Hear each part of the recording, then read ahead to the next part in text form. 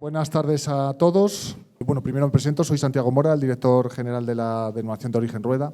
Lo primero, dar las gracias aquí a David, muchísimas gracias por estar aquí con nosotros, y a Pedro de Plan Secreto, que es nuestro equipo, junto con Jaime, que está aquí también, el equipo que nos ayuda en todo este proyecto que iniciamos hace 11 años con el Festival de Cortometrajes Rueda con Rueda. Lo más difícil, lo más costoso para nosotros para lanzar este proyecto fue elegir el nombre, Rueda con Rueda. Creo que salió razonablemente fácil de identificar, ¿verdad? Y bueno, ya llevamos, esta va a ser la 11ª edición, ¿de acuerdo? Objetivo, estar al lado del talento joven, intentar ayudarles en los primeros pasos, los más difíciles, cuando se están formando, cuando están en la escuela, en la universidad. Este festival nace con esa vocación, no solo de ayuda económica, con 11.500 euros en premios, sino también con la posibilidad de tener mucha más visibilidad, ¿no? Que es lo que hemos conseguido, yo creo, que con el reconocimiento cada vez más a nivel nacional como un festival de cortometrajes de referencia. Bien, esto no hubiera sido posible sin la Diputación de Valladolid, hay que agradecerle, aunque no están hoy aquí, pero hay que agradecer que nos han acompañado desde el principio. Y también desde el año pasado con la Fundación SGAE, la Sociedad General de Autores y Escritores, que el año pasado se unió al proyecto y empezamos con este concepto que hoy inauguramos en este año, que son los diálogos de autor. Y qué mejor que un autor, un creador como David Trueba, que no solo es cineasta, director, guionista, también es novelista, nos podrá contar un poco hoy más sobre todo ello, y también periodista, ¿no? Un talento versátil, con un reconocimiento pues, que ha tenido su máximo esplendor con una película, ¿no? Una película, bueno, primero Soldados de Salamina, ¿no? Que fue también fuerte, fue potente, yo me acuerdo de haberla visto en su momento. Y también con la siguiente, que fue la que triunfó en 2013, ¿no? Con los premios Goya, ¿no? 6 Goya, 3 directamente para ti, guionista, dirección, película. Vivir es fácil. Bueno, yo creo que es un buen ejemplo. Hoy tenemos una oportunidad tremenda de poder escucharlo y estar con él. Pedro va a estar conversando y moderando un poco este diálogo, y esperemos que os guste. Muchísimas gracias por estar aquí, ¿de acuerdo?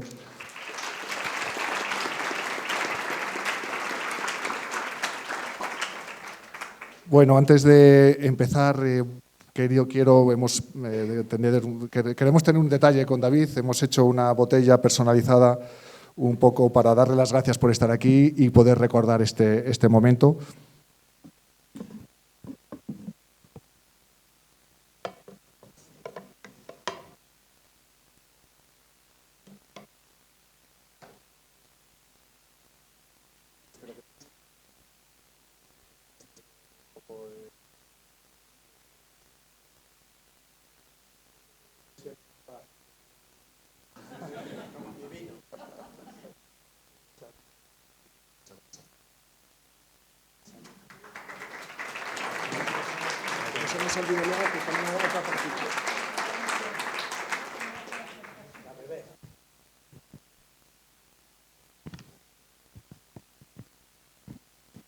Bueno, muchas gracias a todos por estar aquí. Estamos encantados de que haya tanta gente.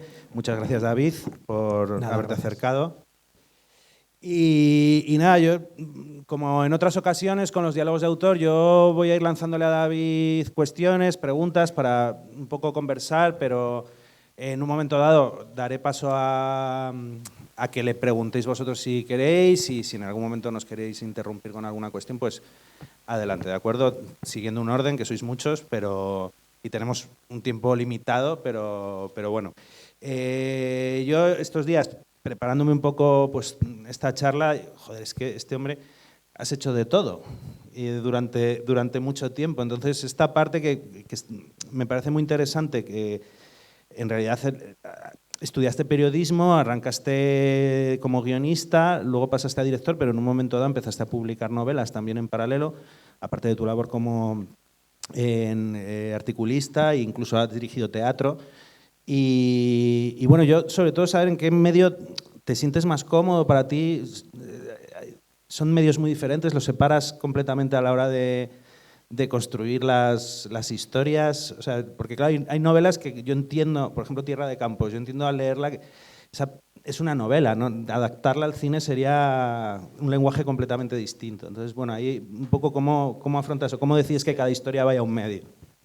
Bueno, primero, muchas gracias por invitarme, gracias por el vino, gracias por organizar también el concurso de cortos y las charlas, así que se agradece mucho y encantado de estar en Valladolid, que siempre me gusta venir porque no deja de ser una parte también de mi propia vida. En mi caso, aunque es verdad que siempre genera un poco de curiosidad el hecho de haberte dedicado o dedicarte a varias disciplinas, en realidad todas tienen un nexo común, ¿no? que ahora lo llaman incluso a los grados universitarios, que entonces cuando yo estudiaba no existían, pero le han llegado a poner el grado de comunicación, ¿no?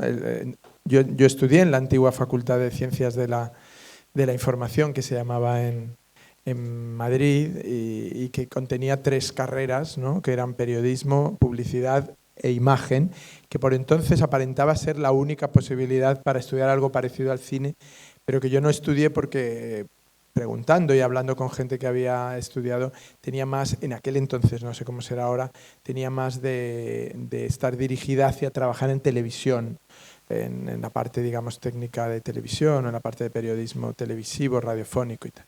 Entonces acabé estudiando periodismo porque sí que mi vocación inicial, casi infantil, ya era la escritura, ¿no? Y yo siempre he sido más escritor que ninguna otra cosa, ¿no? Luego, es verdad que siempre uno intenta, claro, en el caso mío, por ejemplo, de cara a mis padres era muy importante para ellos tranquilizarles en el sentido de que las profesiones artísticas siempre para los padres son una sensación de peligro, ¿no? De a dónde van, se van a morir de hambre, no van a tener una estabilidad, no van a ser pues una persona que pueda pues asentarse, digamos, y tener una familia, un hogar, porque les parece que sin una nómina eso es muy difícil. Y no les culpo, porque lo veo constantemente y veo a los padres que me preguntan con mucha preocupación a sus hijos o sus hijos o gente joven que me pregunta cómo convencer a sus padres de que les dejen estudiar alguna carrera artística, y siempre les digo que les engañen, ¿no? Que a los padres, igual que les han engañado con la hora de llegada y con lo que han hecho por la tarde, pues les engañan también con esto. Y el cine está lleno de gente. Yo me acuerdo que en mi primer guión así profesional trabajé con un director que era físico.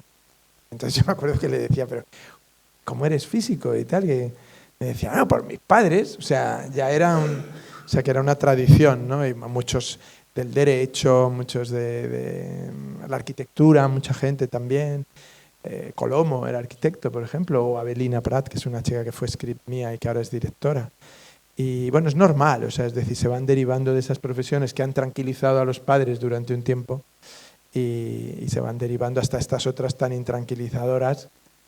Y yo mismo, cuando mis hijos han llegado el momento de que den el salto, también he pensado como los demás padres, ¿por qué no me habrán salido ingenieros o no arquitectos? Porque me parece una profesión también bastante artística, insegura, pero médicos, ¿no? Esa cosa que la gente cree. Pero bueno, al final todas las profesiones son iguales, todas las profesiones están basadas en los mismos elementos, y la persistencia en esas profesiones suele tener el mismo rango de acierto, de desacierto, ¿no? Entre unos y otros. El conseguir mantenerte ya es diferente. Lo que sí que es verdad que yo tuve muy claro que quería distinguir muy bien mis oficios, que no hubiera una confusión entre el escritor, el cineasta, o el periodista, sino que estuviera claro cuando estás haciendo cada una de ellas, y en la medida de lo posible lo he mantenido, pese a que me he dado cuenta con el tiempo,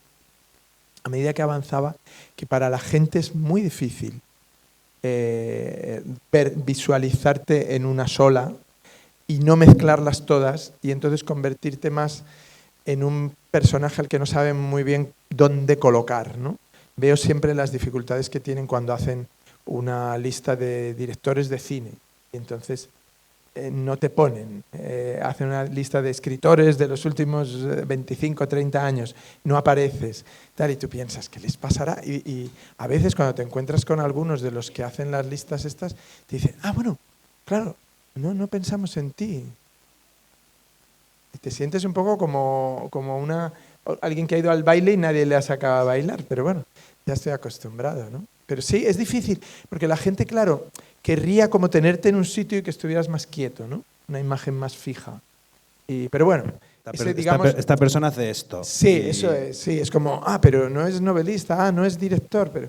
Y entonces en unas y en otras eres como un traidor a todas, ¿no?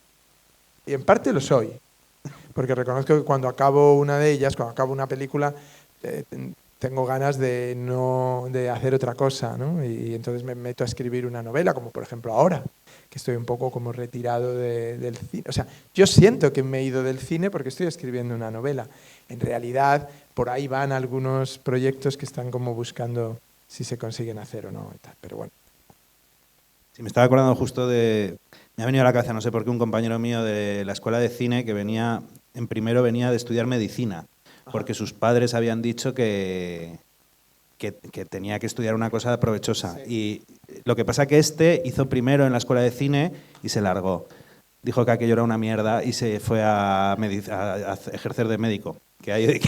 Bueno, mi hermano mayor era médico y fue muy importante en nuestra familia. En este libro de mi 69 lo cuento, porque justo en el año 69 él estaba ya. Mi hermano mayor y yo nos llevábamos 18 años de edad, que era lo mismo que él se llevaba con mi madre.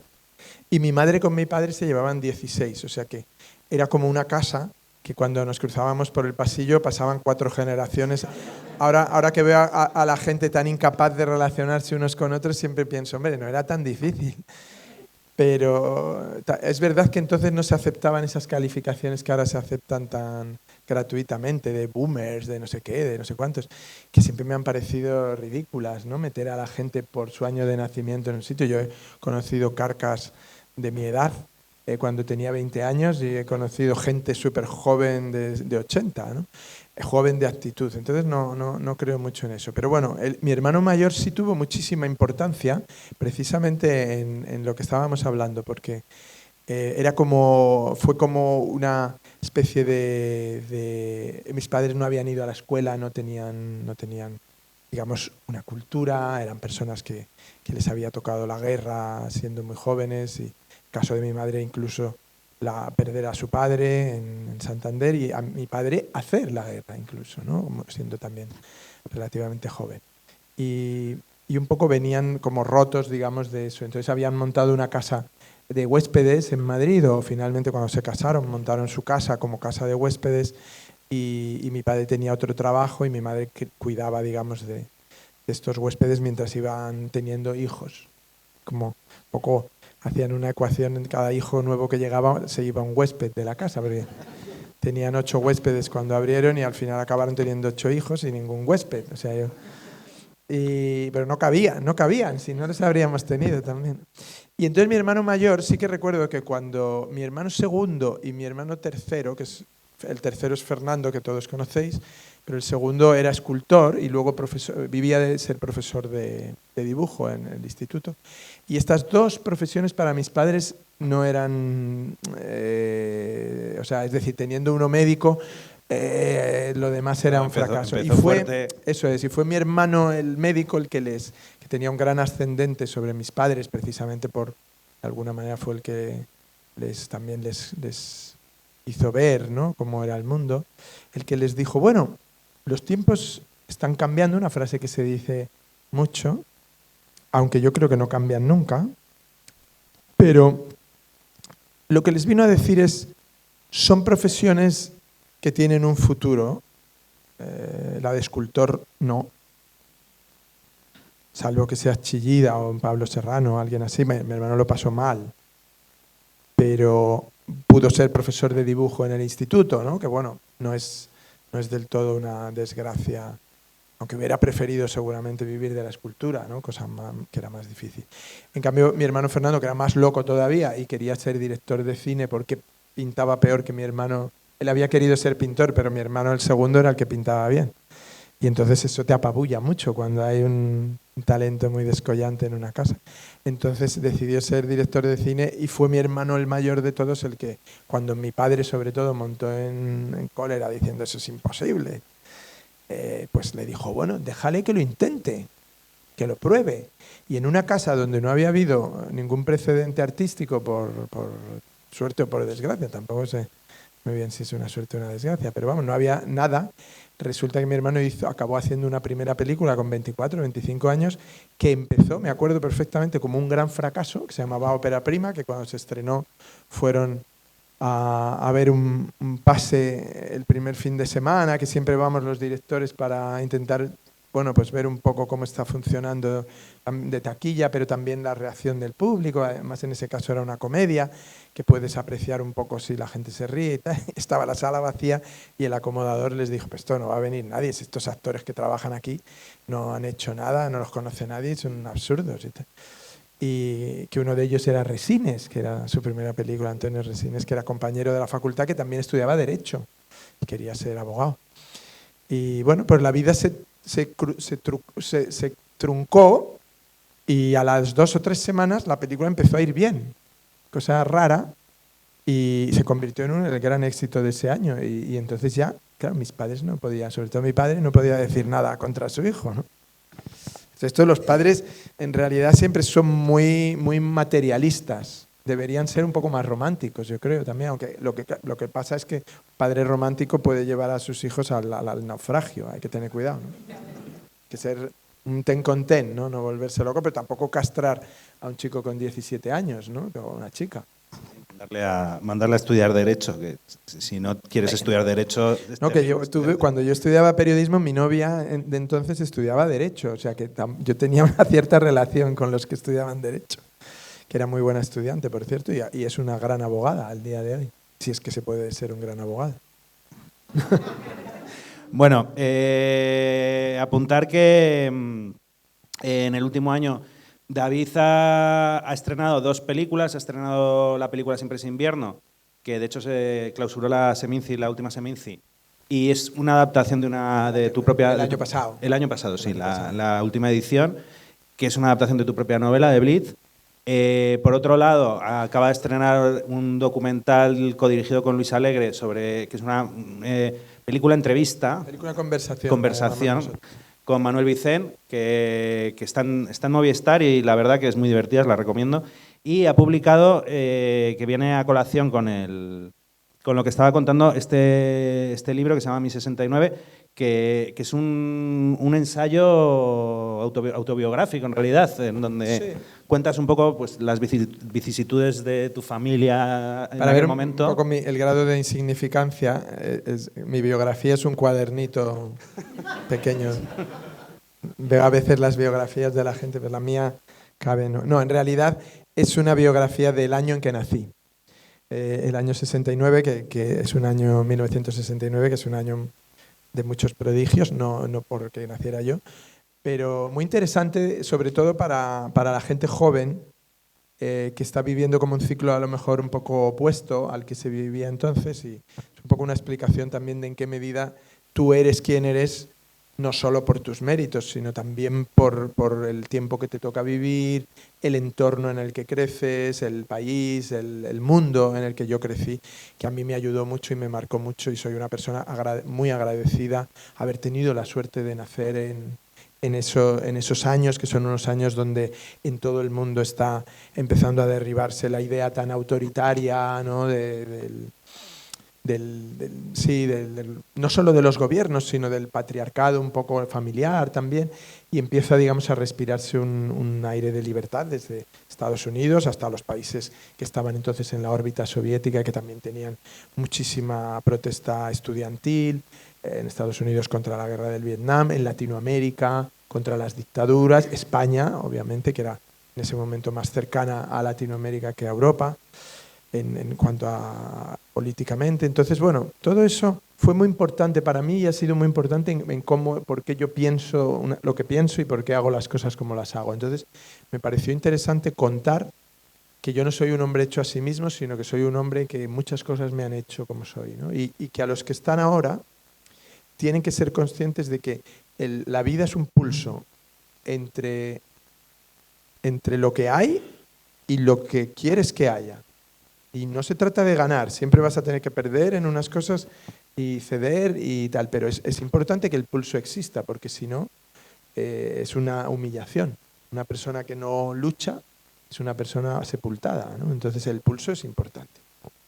Sí, de hecho, bueno, en el libro queda muy claro este concepto de que no crees en el hombre hecho a sí mismo, porque estoy de acuerdo contigo en que somos fruto del momento en el que nacemos y en el entorno en el que crecemos, y eso os recomiendo encarecidamente que leáis el libro, porque además es muy divertido ir viendo un poco todos los pasajes, porque vas analizando desde la situación política del momento al alunizaje en la luna, a la música que se escuchaba, al cine que se veía, y un poco hay un retrato de ese momento a nivel mundial y concretamente en España, y un retrato también muy divertido de lo que has contado antes, de dónde te has criado y esta familia numerosa. Claro, sí, siempre, bueno, yo creo que cualquier persona que tiene un hijo siempre tiene una preocupación desmedida por el momento en el que nace, el tiempo, digamos, que le toca vivir, y está preocupado. Entonces, a mí siempre me llamaba mucho la atención que mi madre hubiera estado embarazada de mí en los días, o sea, a punto de dar a luz en los días de la llegada del hombre a la luna. Entonces, ¿en qué medida? Siempre yo le preguntaba de qué pensaba, si eso iba a cambiar mucho el mundo. Y claro, en la inocencia de la gente pensaban, ilusos, que los viajes astrales nos iban a cambiar, ¿no? Y realmente estamos en el mismo sitio en el que estábamos, pese a que hemos puesto un pie en la luna, o hemos vuelto a ponerlo precisamente este año. Bueno, no hemos llegado a pisarlo, pero más o menos le hemos dado la vuelta. Y ¿en qué medida estos avances no nos delatan lo poco que avanzamos en otras cosas, ¿no? Son como muy humillantes, ¿no?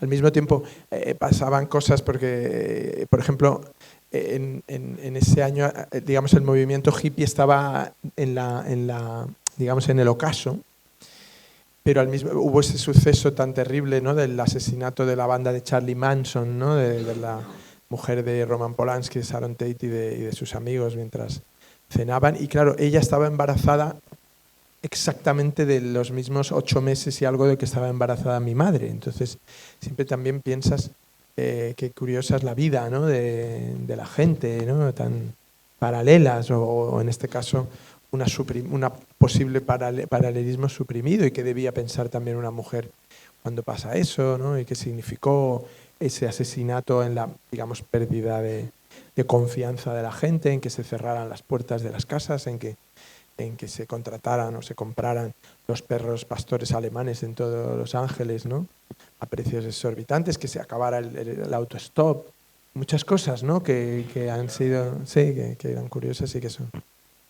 Bueno, el mundo siempre vive entre la ilusión y el miedo, ¿no? Siempre hay que recordar a la gente que el miedo es la manera de quitarles la libertad, ¿no? Que el miedo no es solo una sensación, es muchas veces una cosa que se les inocula.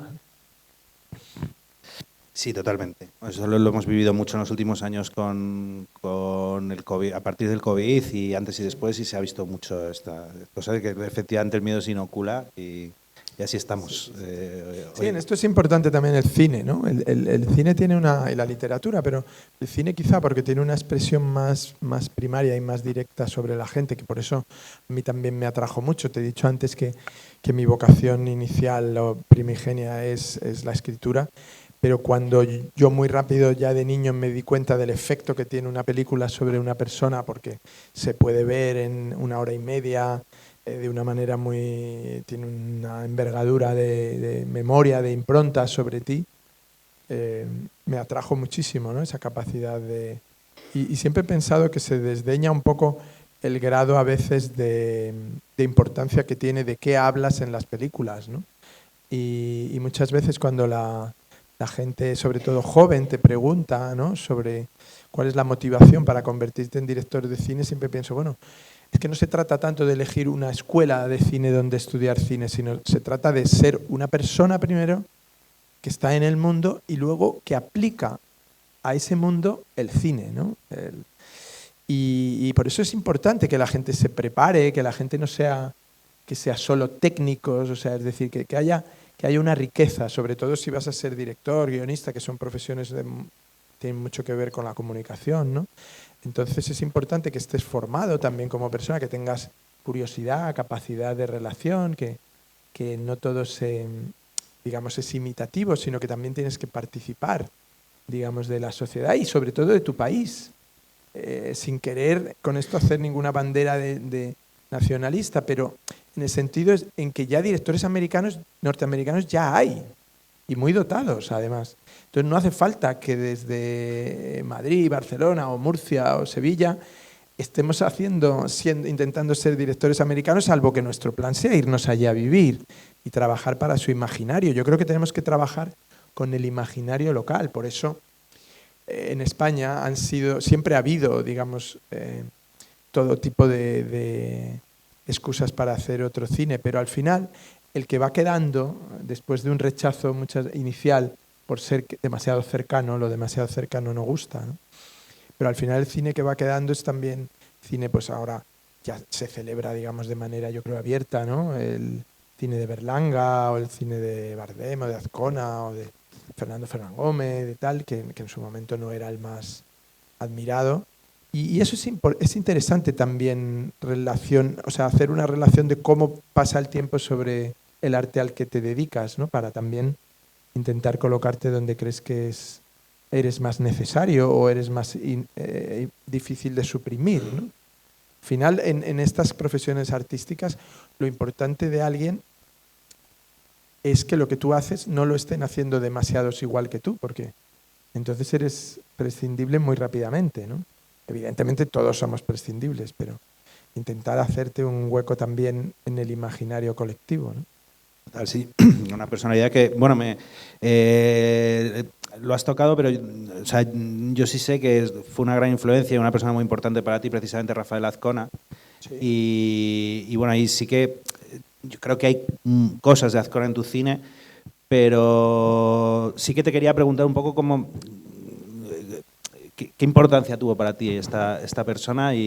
Bueno, tuvo muchísima importancia porque era primero porque era una presencia en ese momento muy esquiva, era alguien que no salía en los medios, que estaba muy oculto, que no tenía hábito de hacer entrevistas, ni podía saber mucho de él. Se conocía una foto de él. Me acuerdo que aquí en Valladolid le hicieron un homenaje o un ciclo y editaron un libro sobre él, de entrevistas con él, o no recuerdo exactamente cómo era el libro, pero tenían prácticamente una foto, ¿no?, de él.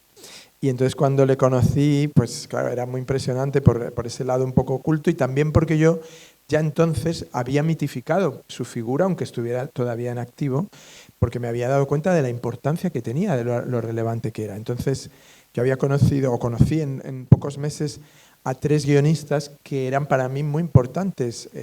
Uno fue Rafael Azcona, el otro era Perico Beltrán, que también había sido un guionista, aunque era más conocido como bohemio y sablista en la vida madrileña, era un hombre muy divertido, y a Rafael le divertía mucho también.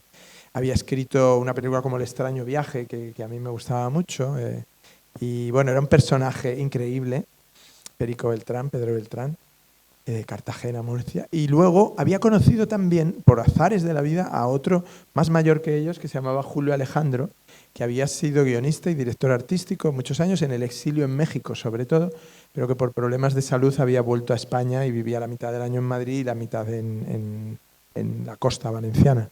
Y entonces yo me enteré que este hombre vivía, que estaba vivo, y que además era un hombre del que no se ocupaba nadie, y que además vivía en la Avenida de América en Madrid, y entonces fuimos a verle con un amigo y a conocerle, y era un hombre maravilloso, encantador, que había escrito Viridiana, por ejemplo, ¿no?, que para mí es una de las películas de mi vida, y que había sido obviamente íntimo amigo de Buñuel, había escrito varias películas con Buñuel.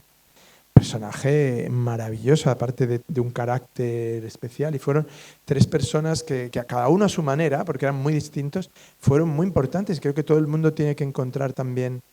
Aparte eran no reconocidos, porque en aquella época que yo conozco a Azcona, los críticos le ponían mal, que esto es una cosa que a la gente ahora le llama la atención. ¿Cómo?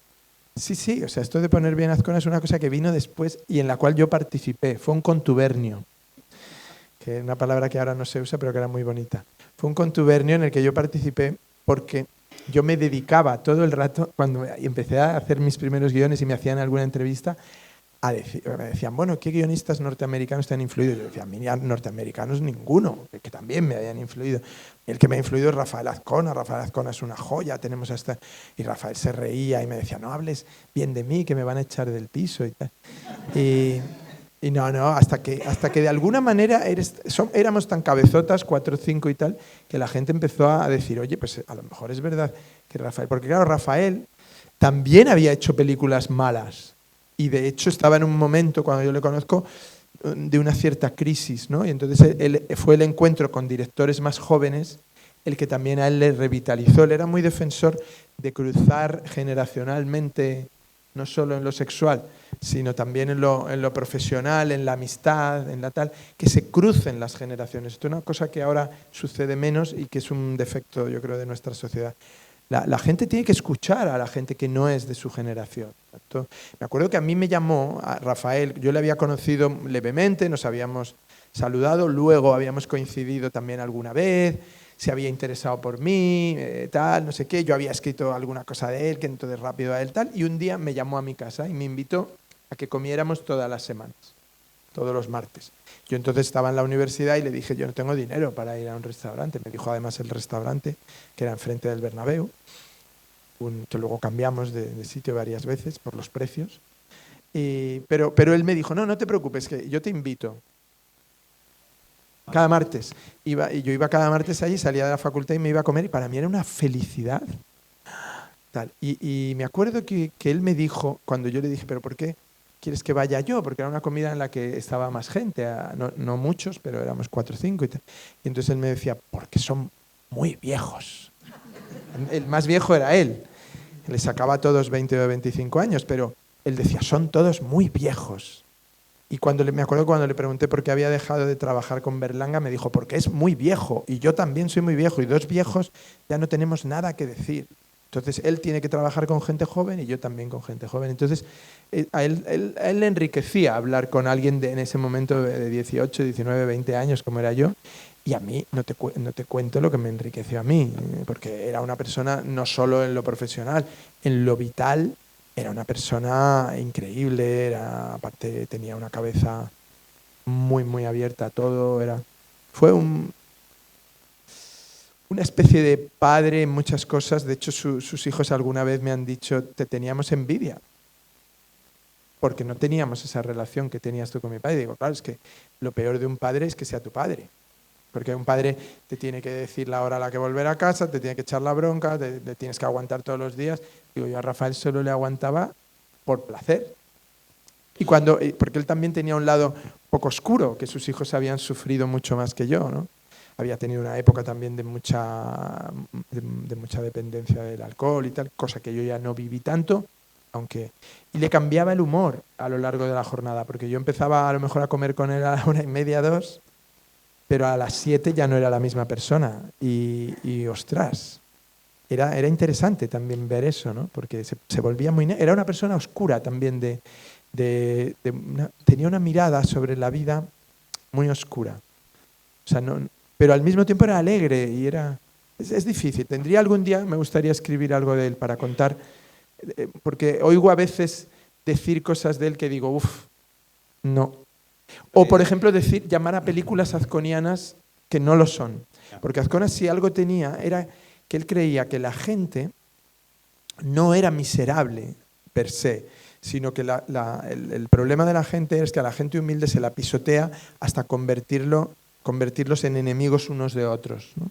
Pero tenía una visión muy caritativa sobre la gente, pero no le gustaba la caridad, ¿no? Plácido, es película perfecta, ¿no? Pero al mismo tiempo él tenía una visión muy desesperanzada del ser humano y de las relaciones, por ejemplo, sentimentales. Entonces yo, muy rápido, me di cuenta de que yo, admirándole mucho, no quería imitarle. Que para mí era muy importante, hubiera sido ridículo que yo imitara a Azcona o hiciera cine azconiano, porque hubiera sido que quiero ser el pintor que imita a Goya porque ha trabajado en su estudio, ¿no? Goya es Goya. y pinta su tiempo, y Azcona pintó su tiempo, y yo tengo que pintar el mío, y en el mío no somos así, o yo no era así, y por lo tanto nunca he sido fiel. Y alguna vez discutíamos por nuestras visiones del mundo, y obviamente él me criticaba. Me acuerdo que cuando hice mi primera película, que le gustó mucho, él me dijo, esa escena final, que era una escena completamente loca, que nunca aparecería en una película de Azcona, La Buena Vida, que era una cama volando sobre París. Él me decía, ¿pero por qué pones eso al final? Si la gente, ¿tú crees que va a ir más gente porque pongas un final feliz? Y digo, ¿pero qué final feliz, Rafael? Si los padres están muertos y van sentados en la cama con el niño, ¿qué cojones va a ser un final feliz? Me decía, sí, bueno, pero es un poco feliz porque a la gente le gusta que vuelen, las cosas vuelen y tal. Y se reía de mí, ¿no? Pero al mismo tiempo me decía, pero el resto de la película es estupenda, tú vete por ahí y tal, y no sé. Y yo me daba cuenta que no quería. Y recuerdo que cuando hice Soldados de Salamina, que antes mencionabas, claro, fíjate hasta qué punto nos impresionaba, ¿no?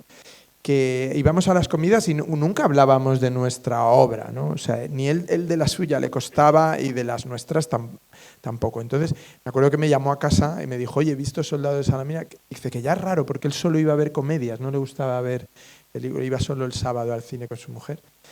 Y entonces me dijo, he visto esta película y me ha gustado mucho, me ha emocionado mucho. Había leído también la novela y tal, pero la película me ha emocionado, creo que lo has hecho muy bien y has hecho muchas cosas muy difíciles, porque a él le gustaba mucho adaptar libros al cine. No era en eso contrario. Y me acuerdo, claro, que un elogio suyo era como la medalla de oro de... Ya, se hacía rogar. Sí, claro. Que es un Goya al lado de Azcona diciéndote que le ha emocionado algo que has hecho tú. Pues nada, una tontería. Entonces, pero sí, fue muy importante. Perdona que me haya alargado. Nada, sí, para eso estamos. Sí que es verdad, además, pensando en lo que es muy habitual esta coletilla de esto es muy berlanguiano, esto es muy azconiano, y películas que en realidad no, o sea, dices, creo que no has entendido a Berlanga ni a Azcona en ningún momento, pero sí, ahora están muy revalorizados en realidad. Sí. Azcona era muy fan de Kafka y yo no había leído mucho a Kafka cuando le conocí, porque leía también, yo estaba muy influido, como todos los jóvenes, por lo americano, ¿no? Y entonces yo quería leer a los escritores, o leía mucho a los escritores norteamericanos, especialmente la generación de Hemingway, Scott Fitzgerald, ¿no? Y también a la generación de Philip Roth, Saul Bellow y tal. Pero Rafael muy rápido me dijo, ¿no has leído a Kafka? Y yo le dije, sí, he leído La Metamorfosis, ¿no? Que la había leído no en el colegio, pero en la universidad o por mi cuenta, ¿no? Entonces me dijo, lee a Kafka, léelo a fondo. Y cuando él te decía esas cosas era como, ok. Entonces te ponías a leer a fondo a Kafka y hablaba con él y le decía, he leído esto, que tal, no sé si acabo de entenderlo. Y entonces él te decía, vamos a ver, ¿no? Vamos a ver. Y entonces, esto ya cuando salíamos del restaurante, él y yo pasábamos muchas horas, cuando acababa la comida la gente se iba a trabajar, pero él nunca trabajaba por las tardes y nunca salía por la noche, precisamente por los problemas que había tenido. Y yo era estudiante en la universidad y había acabado mi jornada, entonces teníamos la tarde libre, y entonces la tarde consistía en que nos íbamos a una terraza o a un bar, si hacía malo, y entonces ya ahí bebíamos más seriamente. Yo, como los jóvenes, tenían mucho aguante. Y entonces esto de Kafka me decía, yo le decía, es que no sé si he entendido tal. ¿Por qué dicen que Kafka es tan visionario, Rafael? ¿Visionario de qué? ¿Del nazismo, de tal? Pero no hay referencias directas al nazismo en su obra porque murió antes, ¿no? Y entonces él me decía, no, mira esto. Mira. Y entonces señalaba, pues por ejemplo, a un hombre en la portería de una casa, que entonces había muchos porteros. Y entonces, fíjate ahora, cuando pase esta persona, ¿cómo le va a mirar? ¿Ves ese que viene por ahí andando? Mira cómo le va a mirar el portero, ¿no? Entonces, una mezcla de desprecio y de protección al portal, a sus dominios. Eso es Kafka. Y entonces siempre me decía, eso es Kafka. Íbamos luego por la calle y pasaba no sé qué, o alguien decía no sé qué, eso es Kafka. Y ahí aprendí que Kafka era costumbrista. Claro, él también me dijo, por ejemplo, de Bergman. A mí me gustaban algunas películas de Bergman mucho y otras no. Y entonces él me decía, es que Bergman es muy bueno cuando es costumbrista, pero costumbrista sueco.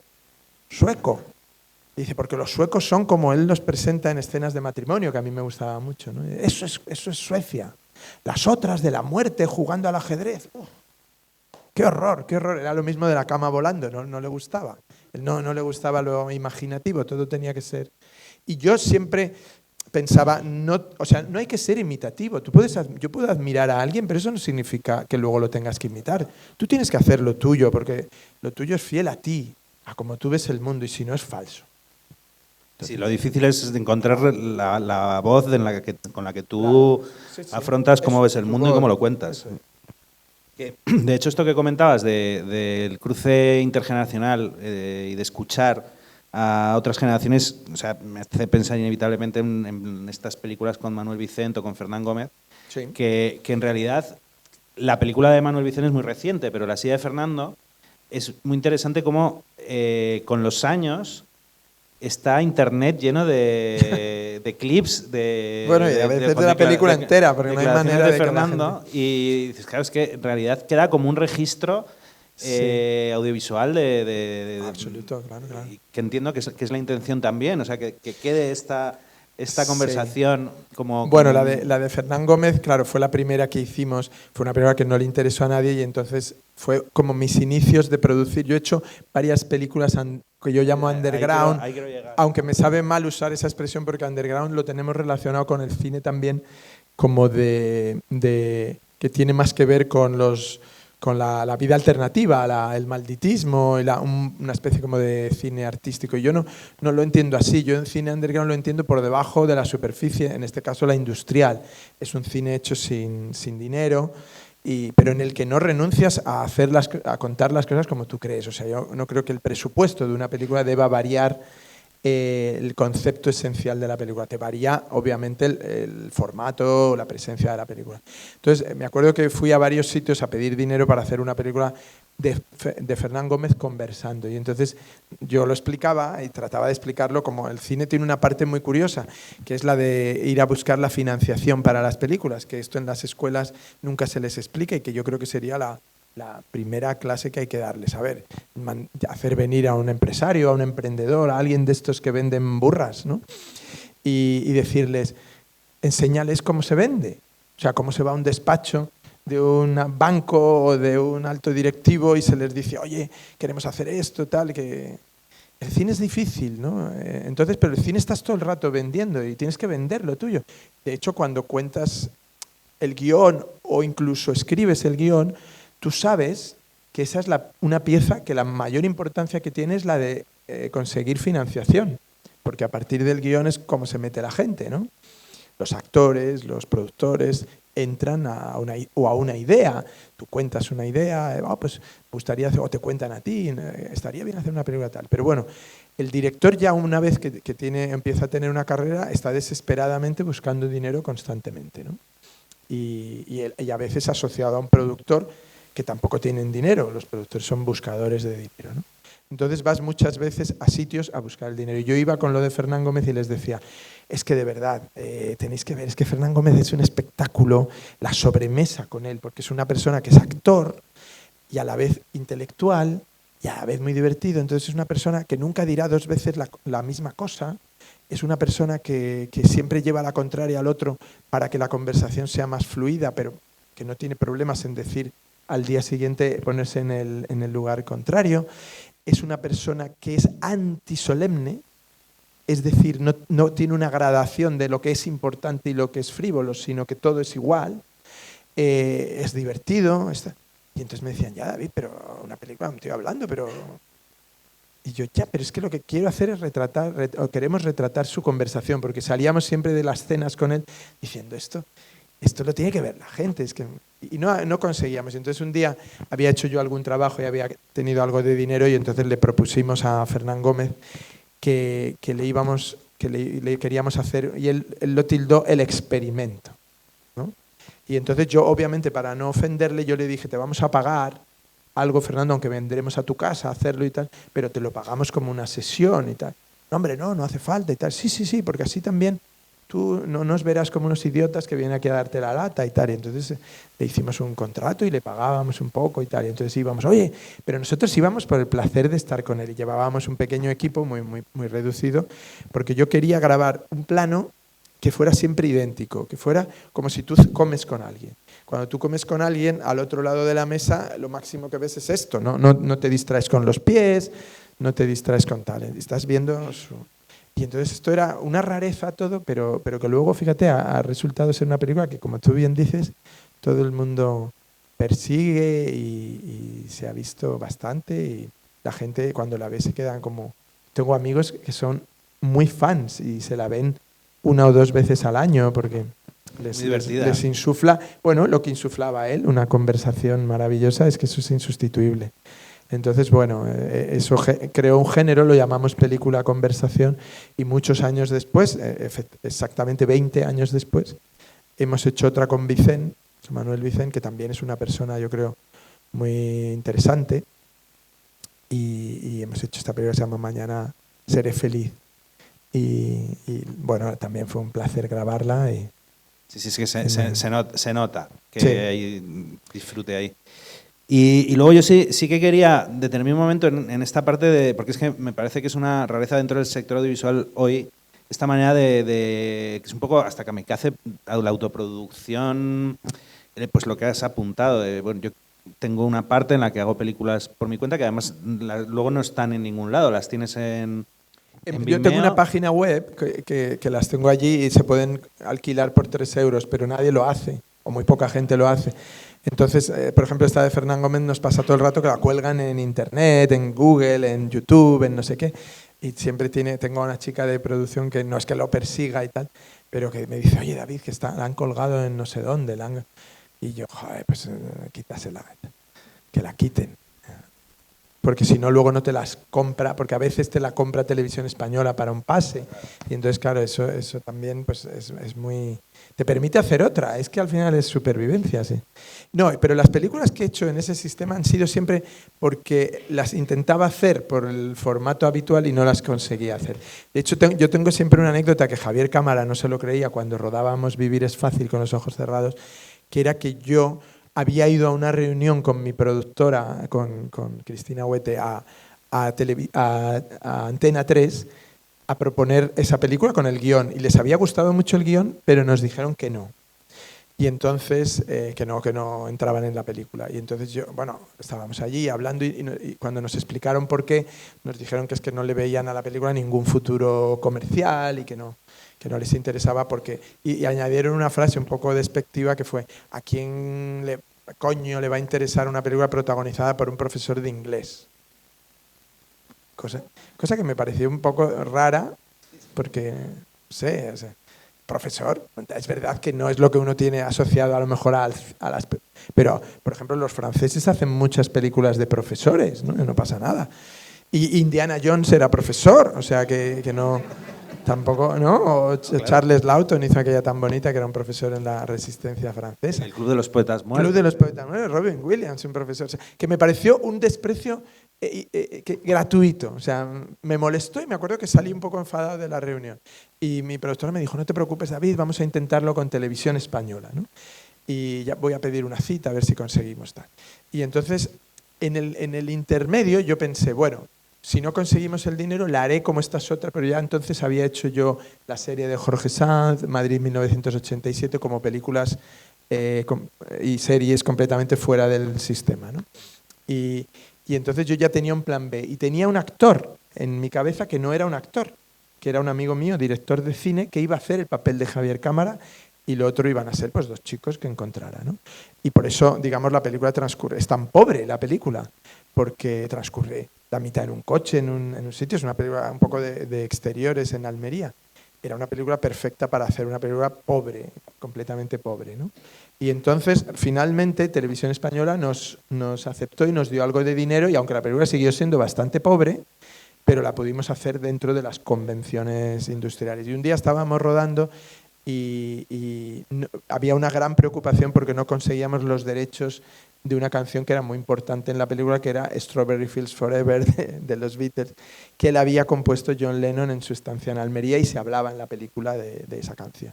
Entonces la productora estaba aterrada porque tenía contacto con los que llevan los derechos de los Beatles y pedían tal cantidad de dinero que era imposible para nosotros. Entonces, a mí no me lo contaba para que yo no me estuviera... Claro, estábamos rodando, pero se lo contaba a Javier Cámara, y Javier... Entonces, un día ya me plantearon en una cena abiertamente que había muchas dificultades. Y yo dije, bueno, siempre las hay. Digo, pero siempre hay un plan B. Digo, igual que cuando no teníamos dinero para hacer esta película, yo la iba a hacer. Y entonces Javier me dijo, ¿pero cómo la ibas a hacer?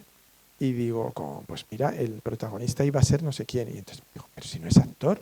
Y digo, ya, pero lo habría hecho bien. Y entonces me dijo, pero ¿estás hablando en serio? Dice, si a mí me hubieras llamado, a lo mejor lo haría sin cobrar. Digo, eso decís. Pero luego no lo cumplís. Y entonces, para tranquilizarles con esto de la canción, que no, ojo, no usábamos la canción, sino que usábamos solo los derechos, es decir, íbamos a poner a un tío a cantarla, porque las casetes que grabó, que ni siquiera eran casetes, pero bueno, las maquetas que grabó Lennon de la canción en Almería no se podían usar porque no están autorizadas. No, como no tienen, no se han editado, ¿no? Entonces, bueno, era muy complicado todo. Y yo quería usar una maqueta, yo no quería usar la grabación posterior, porque en la película jugaba como que se la regalaba al profesor y tal. Entonces mi productora me dijo, no sé si vamos a conseguirlo, David, está muy difícil, piden mucho dinero, es imposible. Y entonces yo le dije, no te preocupes, tengo otra forma, pero me dijo, si es el final de la película, oye en la canción, digo, bueno, pero hay otras formas de hacer las cosas. Y yo no sabía cómo hacerlo de otra manera, pero sé que hay otra forma de hacerlo si no tienes lo que necesitas, ¿no? Sí, pero bueno, es interesante porque yo la mayor parte de gente de cineastas y gente que dirige películas, hay proyectos que no consiguen poner en pie y les abandonan, van al cajón. Y tú no. Sí, o sea, yo también. Tú también tendrás, Sí, pero sí. luego hay esta parte en la que... No, pero hay algunos que no se puede, claro. No se puede. Claro, la película si tiene una envergadura y sin esa envergadura no es la misma película, pues no la hagas, ¿no? Pero en realidad yo tenía una trilogía que me falta hacer la tercera, que a ver cuándo la hago, que eran perfectas para esto. Y además se llamaban todas con el lugar y el año. Entonces, la primera de esa trilogía es Madrid, y era una trilogía sobre el siglo XX, invertida, o sea, de adelante a atrás. Entonces, la primera era Madrid 1987, que es una película que lo que ocurrió transcurría en un váter entera. Y entonces yo había escrito el guión, que esto es muy de Azcona, que las cosas transcurran en un váter o en una misma localización, y a mí también me gustaba mucho. Entonces yo pensaba que era muy barata, hasta que me fui a las teles y tal, y también me rechazaron la película precisamente por barata. Me dijeron, es que unos tíos en un váter, eso no le interesa a nadie. Bueno. Y entonces iban a protagonizarla María Valverde y José Sacristán. Y entonces me reuní con ellos, les invité a cenar y les dije, oye, siento esta película no la podemos hacer, porque les había gustado mucho el guión, tal, no sé qué, no la vamos a poder hacer, pero no he conseguido el dinero. Y ellos, sobre todo Sacristán, que en ese momento también llevaba una época mala, que no llevaba mucho tiempo sin rodar, porque no le llamaban del cine y tal, pues con una cierta tristeza, pero lo entendió, dijo, bueno, estas cosas pasan, David, no te... Y yo, no, hombre, lo siento por vosotros, porque estabais como ilusionados, me hubiera gustado que lo hicierais y tal. Y cenando, esa misma noche, el propio Sacristán dijo, pero ¿y tú no crees que podrías hacerla, digamos, un poco más a las bravas y tal? Y yo dije, bueno, es que acabo de hacer así una serie que se llama ¿Qué fue de Jorge Sanz? Cojonuda, me encanta y tal. Y digo, ya, pero es que significaría pues que no vais a tener una roulotte para descansar, que vais a tener que reducir vuestro salario a 1/3, que no vais a tener maquillador, que no vais a tener alguien de vestuario pendiente, aunque estáis desnudos toda la película, no importa tanto, pero bueno, alguien que os cuide, etcétera. Digo, que vamos a tener que rodar en muy poco tiempo, ¿qué tal? Y entonces los dos, he de decir, se giraron y me dijeron, ¿pero la harías? Y yo dije, ¿vosotros la haríais así? Y me dijeron, nosotros sí. Yo dije, pues dejádmelo pensar. Entonces me fui a mi casa y estuve estudiando un poco todo el proyecto y llegué a la conclusión de que la podía rodar en 12 días en el estudio de pintura de un amigo mío pintor y en su váter, que era un váter que yo había usado como modelo, digamos, de modelo en mi cabeza, porque era como de Antonio López el váter. Era como un váter de esa época que pintaba Antonio López, esos váteres que a mí me encantaba. Y entonces llamé a este amigo y le dije, oye, ¿tú me dejarías en el mes de agosto, porque en verano, o sea, teníamos que hacerlo en verano, tu estudio, ¿te vas de vacaciones? Sí, yo te dejo el estudio, no te preocupes. No, pues dime que te puedo pagar. No, David, de verdad. Nada, no. Tal, y entonces, bueno, fui sumando y conseguí hablar con... Éramos 3 de equipo, 4. Hicimos la película en 12 días y es una película que pues, yo estoy muy contento y sorprendentemente es una película que la pasamos en un pase en el Festival de San Sebastián, pero no me acuerdo si estaba en alguna sección, y me invitaron al Festival de Sundance, que yo nunca me habían invitado a ese festival, que todavía vivía Robert Redford, y me regaló un anorak, que todavía lo tengo y estoy muy contento con mi anorak. Y siempre que me lo pongo digo, esto gracias al váter. Y fuimos a Sundance y lo pasamos muy bien en Sundance. La película se vendió a varios países, Japón, Estados Unidos, y es una película con la que gané dinero.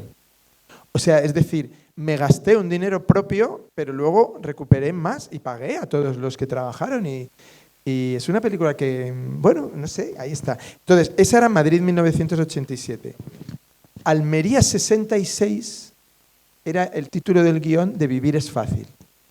Y la única cosa que me dijo Televisión Española cuando entraron en la película, me dijeron, pero tienes que cambiar el título. Almería 66 no queremos. Y yo dije, a tomar por saco mi trilogía. O sea, es como azul, rojo y blanco, que viene un tío, un polaco, y le dice a Kieslowski, no se pueden llamar azul, rojo y blanco. Bueno, pues le han hundido la vida al pobre señor.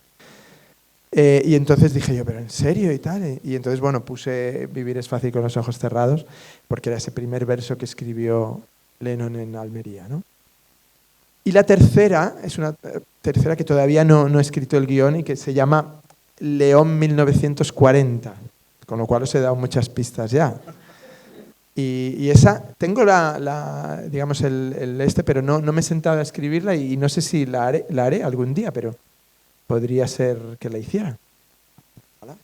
¿Qué fue de Jorge Sanz? También fue un poco así. Porque yo ahí pensaba que sí que había Canal Plus detrás. Canal Plus llegó después, claro. O sea, ¿qué fue de Jorge Sanz? Vino de una manera muy, muy hermosa, la verdad.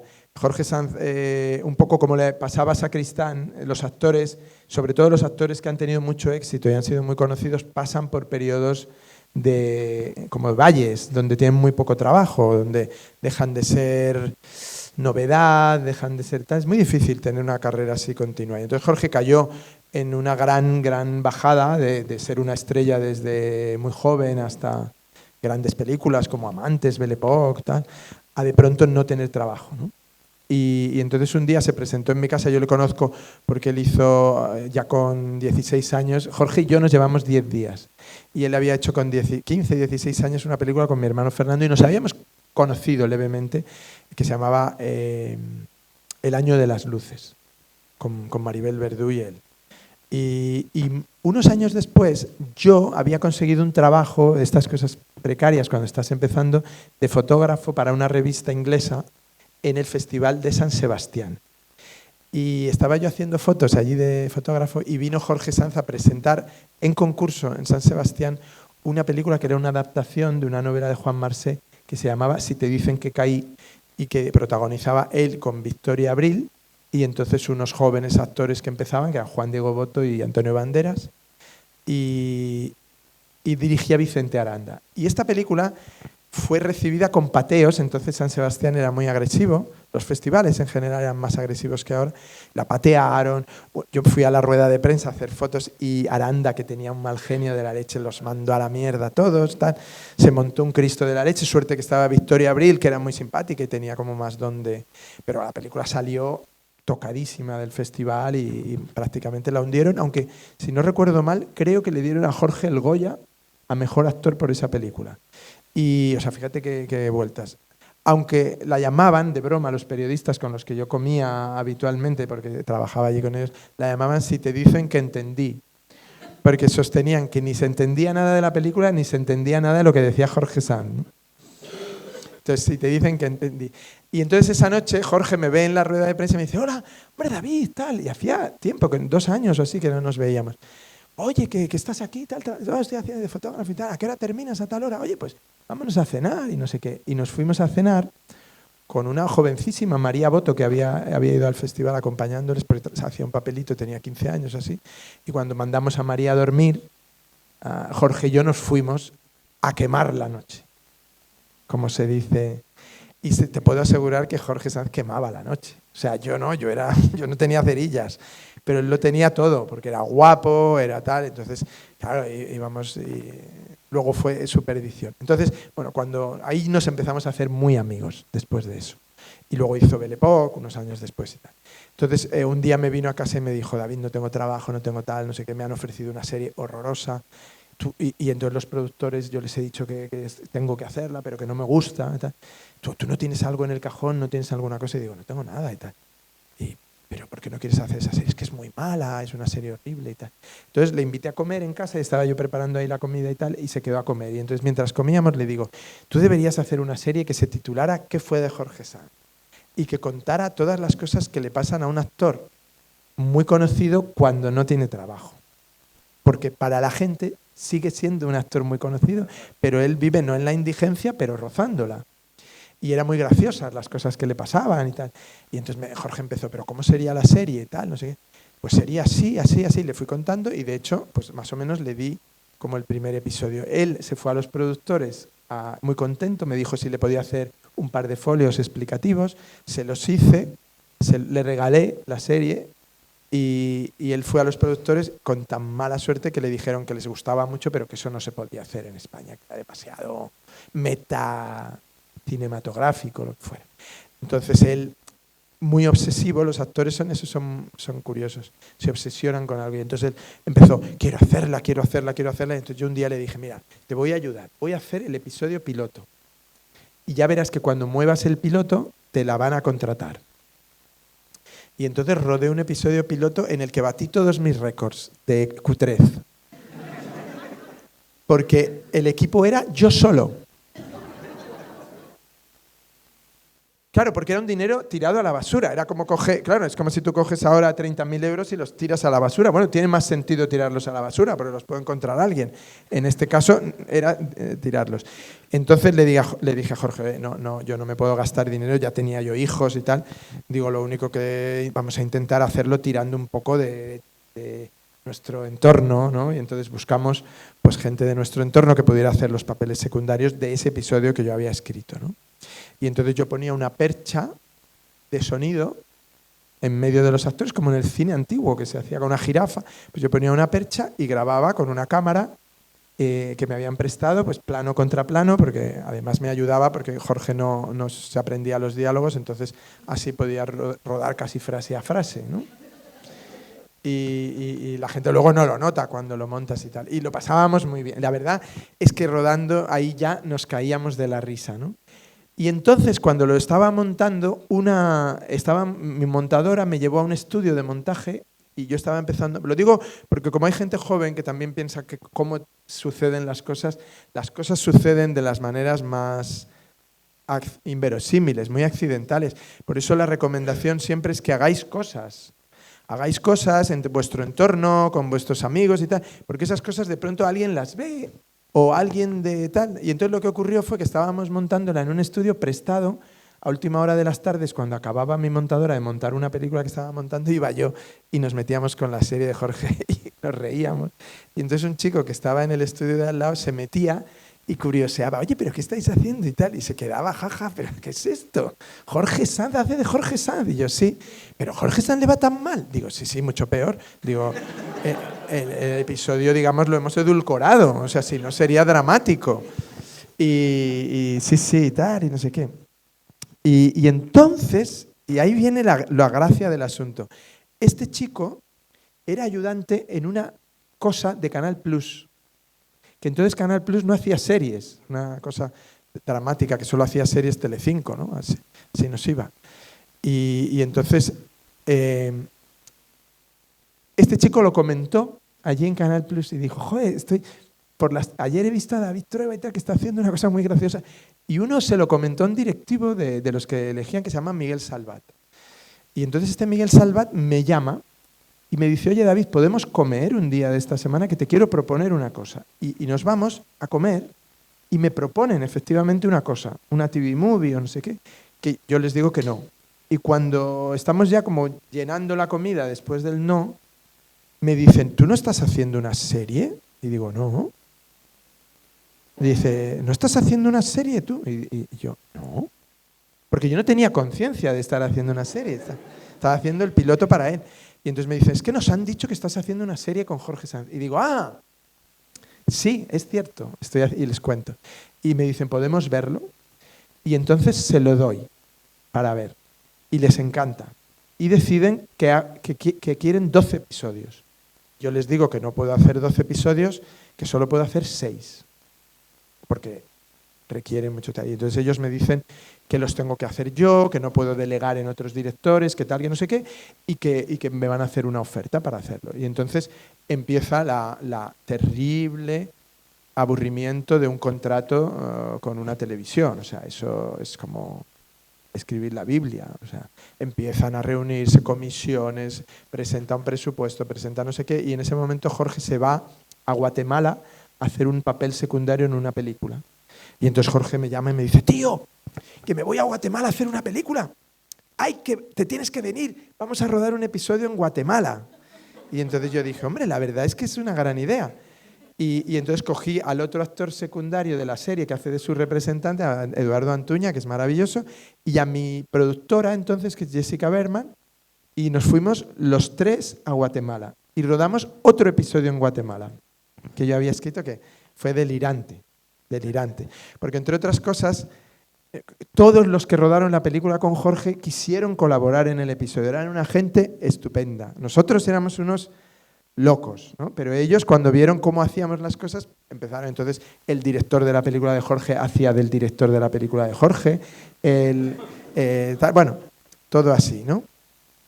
Y entonces en un momento dado Jorge se tenía que lesionar y le sustituía. Y había una escena muy bonita que el director venía y le decía a Jorge, ¿y qué actores se te ocurren que te pueden sustituir? Claro, que es lo más humillante para un actor, ¿no? Y entonces Jorge empezaba, y nos reíamos tanto, empezaba, hombre, depende, pues esto te lo podría hacer a lo mejor Jordi Moyá, o Gabino Diego, que es muy amigo mío, y el otro, sí, pero no los conozco y tal, no, están bien, bueno, quizá este es más de comedia, este más tal, Juan Diego Boto. O sea, que empezaba a dar nombres de otros actores, pero un poco como quedándose sin el trabajo. Pero lo gracioso fue que tuvimos que ir a una clínica a que les cayolaran. Y entonces mi productora era maravillosa, mi productora, que es lo que hay que tener siempre al lado, alguien que no tiene el no por respuesta. Entonces se metió en una clínica y convenció a una enfermera y a un doctor para que escayolaran a Jorge, aunque no se había roto la pierna, pero que hicieran todo exacto y que nosotros les íbamos a grabar mientras tanto, ¿no? Y apareció una monjita, también una misionera, y era delirante, porque claro, el doctor, bueno, era, claro, pero entonces empezaban, pero tú eres actor conocido y tal, y no sé qué, y era como la vida misma, ¿no? Y Jorge, ay, tal. Y entonces Antuña allí por medio, claro, porque este era como Sancho Panza, le acompañaba a todas partes y tal. Y entonces volvimos con ese episodio rodado y aún no teníamos el contrato, ¿no? Y entonces seguíamos haciendo la serie de esta manera cutre, sin contrato, hasta que de pronto los de Canal Plus ya nos hicieron un contrato y hicimos los últimos 3 ya con un presupuesto digno, que en realidad el de Guatemala fue el 6. Entonces los de en medio se ve algún momento donde no voy a decir que tuviéramos más medios, pero podríamos comer, ¿no? Pero fue una serie maravillosa y que a mí me enseñó también mucho, bueno, de cómo hacer cosas sin dinero.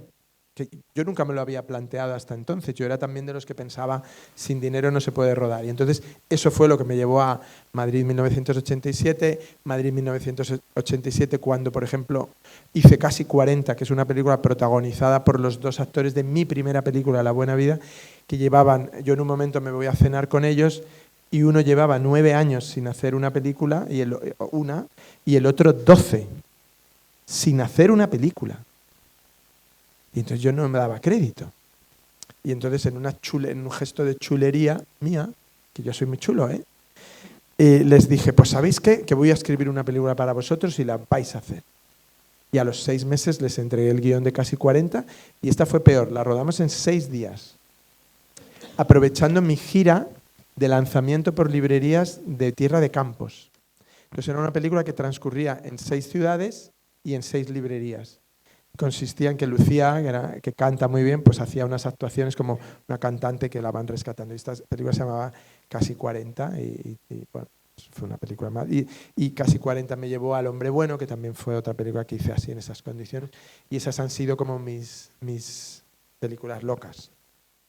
Bueno, se nos va el tiempo. No sé si alguien quiere hacer alguna pregunta. Tenemos tiempo para 1 o 2 máximo. Os he dejado un poco aterrorizados, ¿no? Por ahí hay un... Creíamos que a David Truebal eran las cosas más fáciles. En realidad es fácil hacer una película. El problema es hacer la segunda. La primera es fácil. Ven. León, Tierra de Campos. ¿León, Tierra de Campos? O León, Montaña. No, León, Ciudad León. Ah, vale. Ciudad León. Y tienes que ver con Tierra de Campos, porque has vivido... Sí, no, vivido no, salvo los veranos y tal, algunas estancias Saguno, allí. por ahí. No, en Villafrades de Campos, que es un pueblo que está al lado de Villalón de Campos, Vale. en la zona de tierra, casi raya de Palencia, que dicen los ¿Has lugareños. últimamente? Pues mira, la última vez que estuve fue a ver a mis primos, que tengo un primo que vive ahí en la casa de mi tío Simeón. Y me encanta el pueblo, la verdad, pero esos pueblos ahora son maravillosos. Ahí se vive... Maravilloso, pero no hay nadie. No hay nadie. De hecho, mi primo se ha jubilado aquí de la Renault, porque trabajaba en la Renault y se ha ido a vivir allí, para estar jubilado. Sí, es un sitio, siempre he querido rodar algo por allí. De hecho, en Casi 40, rodé allí. No en el pueblo de mi padre, pero en Urueña, porque una de las cosas que hicimos fue un acto en Urueña y entonces allí también hay unos libreros amigos míos y de pronto dije, mira, estoy rodando en Tierra de Campos y ahí en el mirador de Tierra de Campos le puse a los actores a hacer el Canelo un rato. Y estaban encantados, claro. Es que transcurría, la verdad es que es la película en ese sentido más divertida, porque transcurría por una gira de librerías que me había organizado mi editorial. Transcurría, si no recuerdo mal, o sea, empezábamos en Madrid y acabábamos en Madrid, pero luego íbamos a Plasencia, a Salamanca, a Burgos, a Tierra de Campos y a Segovia. Sí. ¿No? Y luego volvían a Madrid. Sí, porque es casi todo Castilla y León, pero está Plasencia Sí, ahí. es una película muy castellano-leonesa, es verdad. Plasencia es Extremadura. Sí, pero bueno, está ahí. Sí, es casi. ahí. ¿Alguna pregunta más? Allá.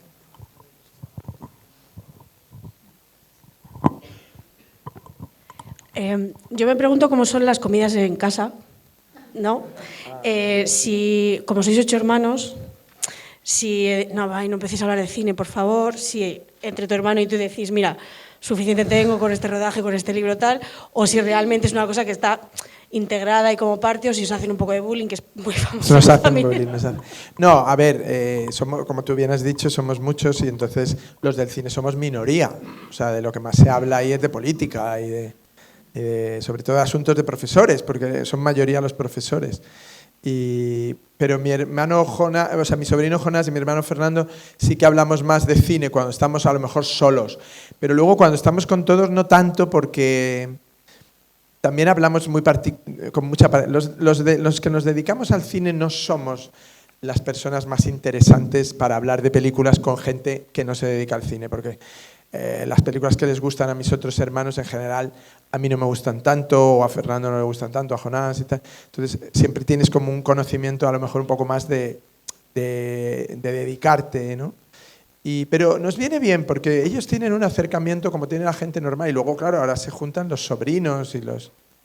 ¿Qué tal? Que son muchos y que algunos también se amenazan con dedicarse. Así que es un... Pero no es una casa donde se hable constantemente de cine, aunque todo el mundo es aficionado, ¿eh? Y todo el mundo va y ve las películas que hay que ver o que se puede ver ahora. Es una pregunta muy habitual. A mí me la hace gente en la calle, pero también mis hermanos. Oye, ¿qué se puede ver ahora? Y yo siempre pienso, ostras, para ¿no? Porque claro, no les voy a mandar a ver a lo mejor una rareza que me gusta a mí mucho, pero que se van a aburrir. Entonces tú también tienes que ser un poco acorde con lo que a ellos les puede gustar y tal. No, lo peor es cuando hacemos una nosotros. Y entonces les tienes que hacer un pase a todos.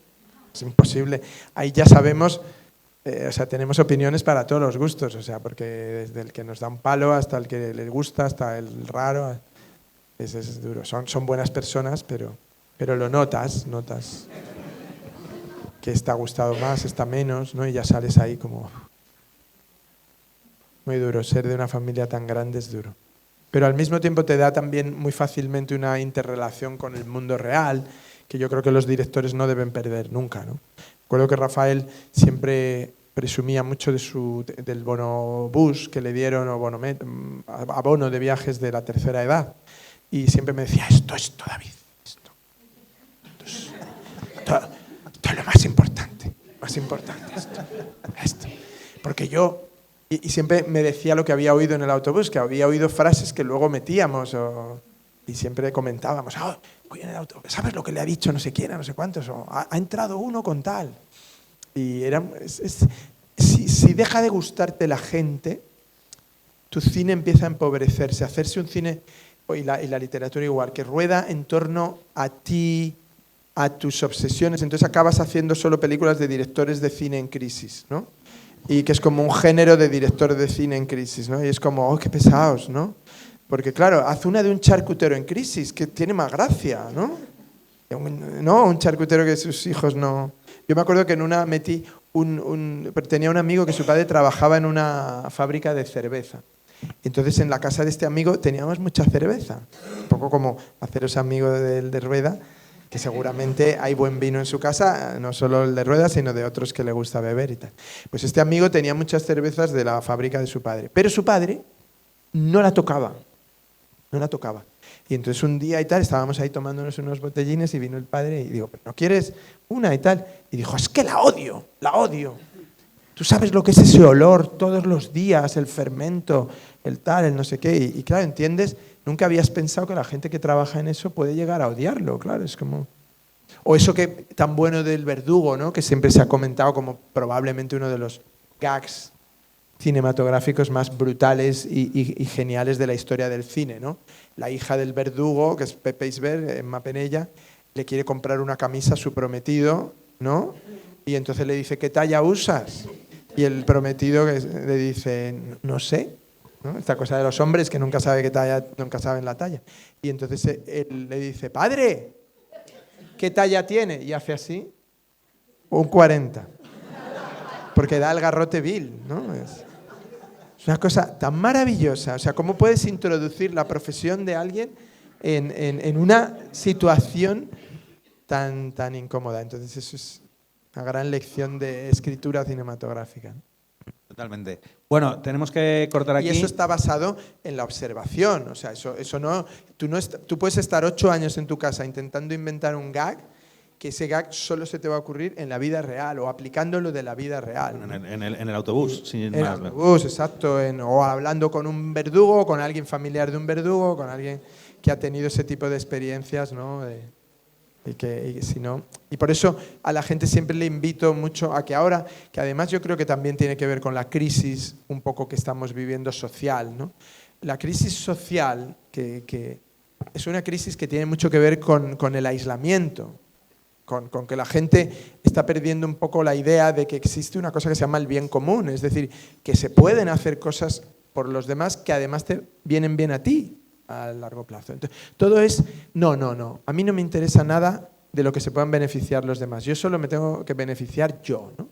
Y esto es muy empobrecedor, y esto parte de que no hay mucha interrelación social, porque nos hemos hecho un país, aunque nos dé un poco de vergüenza decirlo, porque quedan capas todavía muy desfavorecidas, nos hemos hecho un país rico. Y como todos los países ricos tienden al aislamiento, ¿no? Y a la sobreprotección de los niños, en sus casas, se reducen las familias en número por cuestiones de confort, ¿no? Y porque es un poco la vida al revés, ¿no? Es decir, cuando tienes espacio para tener muchos hijos, no tienes hijos. Y cuando tienes una casa de mierda, tienes 8 hijos, ¿no? Entonces es como sorprendente. Pero ¿qué ocurre? Que esos países donde todavía sigue habiendo interrelación social, son los países más interesantes narrativamente, porque de ahí salen las... Y a la vez son los países con mejor calidad de vida. España ha sido durante muchos años uno de los países con mejor calidad de vida y espero que no se pierda. Pero es porque tiene una pata todavía en África. O sea, España es un país que, pese a hacerse rico, tiene todavía comportamiento de pobre. O tenía, y eso es muy interesante. Familias grandes, muchísima socialización, mucha vida en la calle, mucho vino, bar, cerveza, tal, no sé qué, fiestas populares. Eso es muy rico, porque las relaciones se hacen ahí, ¿no? En los pueblos, en las salidas estas de verano.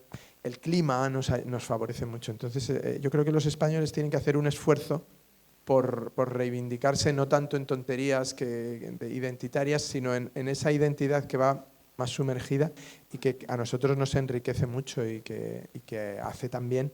Y tiene que empezar porque los del cine y los del teatro y los de la literatura vean y transmitan que se enriquecen mucho de esa socialización, que ellos alcanzan un grado de interés, son interesantes en lo que cuentan porque tienen ese grado de conocimiento de lo social.